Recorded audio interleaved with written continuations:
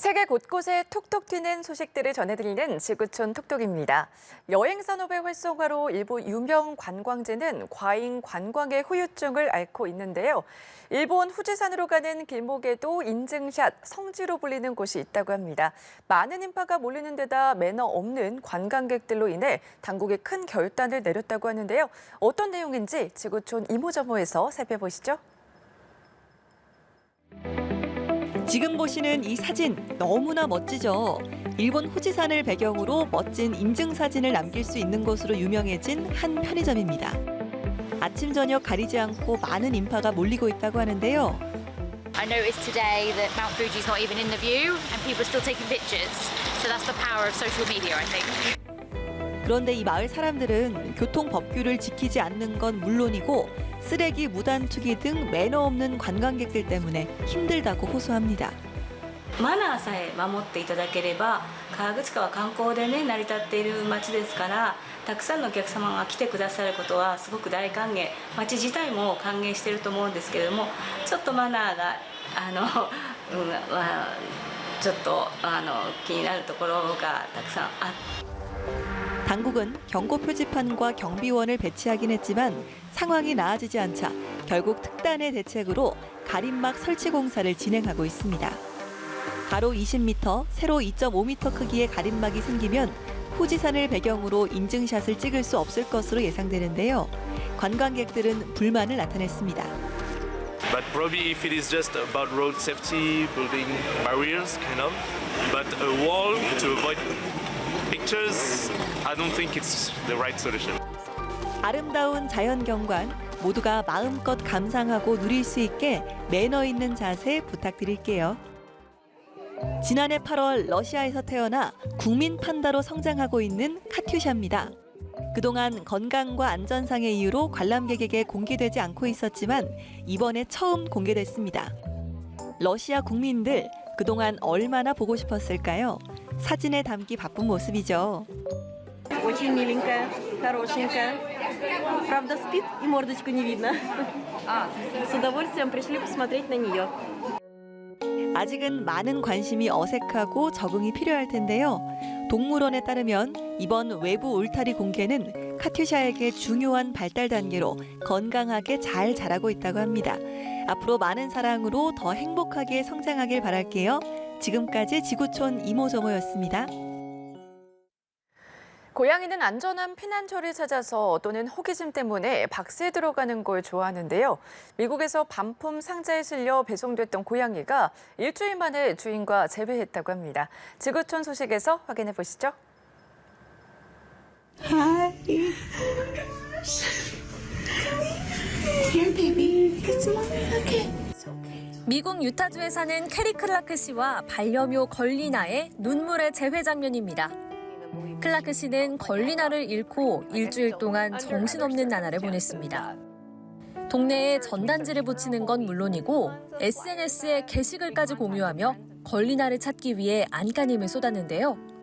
알고 보니 걸리나는 아마존 반품 상자 속에 들어가 캘리포니아에 있는 반송센터로 보내졌고 6일 동안 상자에 갇혀 있었습니다. Took the package to the drop-off without knowing that our dear cat was inside. 아마존 창고 직원이 걸리나를 발견해 병원으로 데려간 뒤 고양이 몸에 내장된 마이크로칩을 스캔해 가족들에게 연락할 수 있었습니다. 다행히 경미한 탈수 증세 외엔 건강에 큰 지장은 없었다고 하는데요. We're just so happy to have her again. Oh my goodness. 그녀는 반려묘를 키우는 사람들에게 마이크로칩을 꼭 심고 택배 반품 박스를 여러 번 확인해달라고 당부했다고 하네요. 프랑스 미슐랭 식당 스타 셰프들이 파리올림픽 로고가 새겨진 요리복을 입고 분주하게 움직이고 있습니다. 올림픽 개막을 앞두고 선수촌에 제공될 음식들을 미리 선보이는 자리가 마련됐는데요. Et puis on aura aussi, comme on a 200 nationalités, on aura une partie française, on aura une partie asiatique, on aura une partie cuisine du monde, une partie africaine donc, et caribéenne. Donc voilà, on essaye aussi d'avoir une diversité de recettes pour que tous ces athlètes, ces 15 000 athlètes, aient l'impression d'être chez eux. 대구, 송로버섯, 까망베르 등 모두 프랑스에서 공수한 제철 식재료로 만든 음식들입니다. 또 프랑스 하면 바게트가 빠질 수 없죠.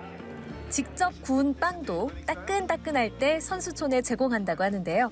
Dans un fournil, et l'idée en fait ça va être de proposer aux athlètes dès le matin de prendre une baguette ou deux pour leur petit-déj si ça leur fait plaisir, toute chaude, et après.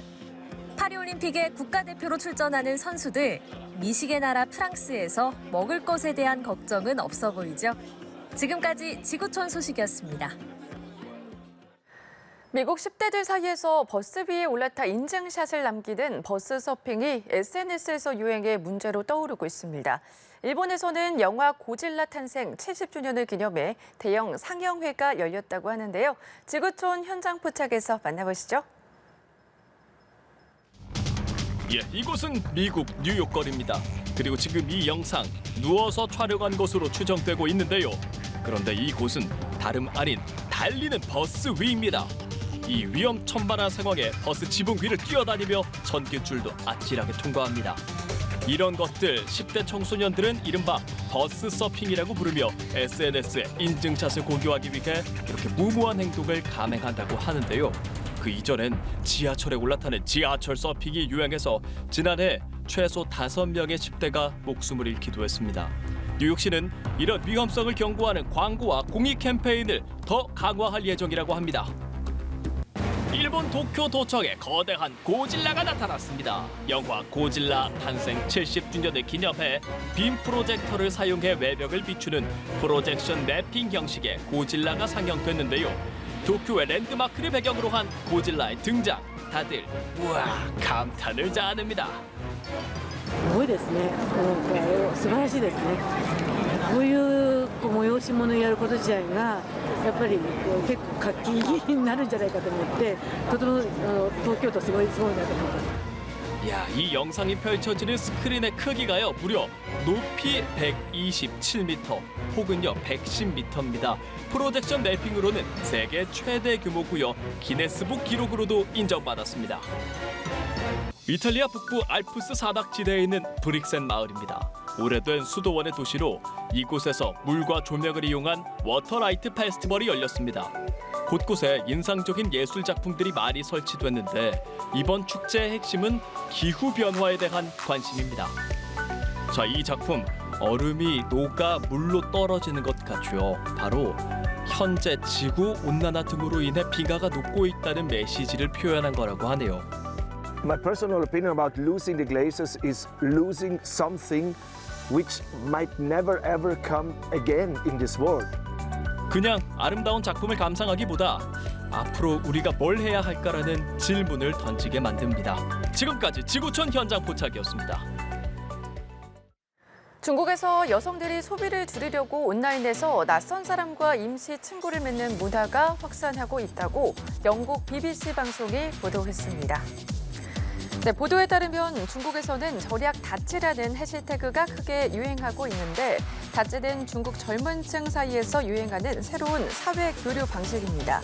친구보다는 얕고 동료보다는 깊은 인간관계로 임시 친구 정도로 해석되고 있는데요.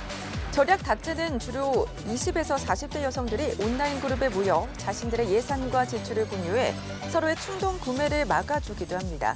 이런 현상을 두고 전문가들은 중국 미래 경제에 대한 확신이 낮기 때문이라고 진단했습니다. 네, 인도네시아 야생 수마트라 오랑우탄이 큰 상처를 입은 뒤 민간 처방에 쓰이는 약초를 먹거나 으깬 약초를 상처에 발라 치료하는 모습이 처음으로 포착됐습니다. 독일 막스 플랑크 동물행동연구소 이자벨 로머 박사팀은 과학저널 사이언티픽 리포트에서 이런 내용을 확인했다고 밝혔습니다. 연구팀은 2022년 6월 라쿠스라는 오랑우탄이 얼굴에 큰 상처를 입은 뒤 약초를 먹고 씹어서 으깬 즙을 상처에 반복해 바르는 모습을 처음 포착했습니다.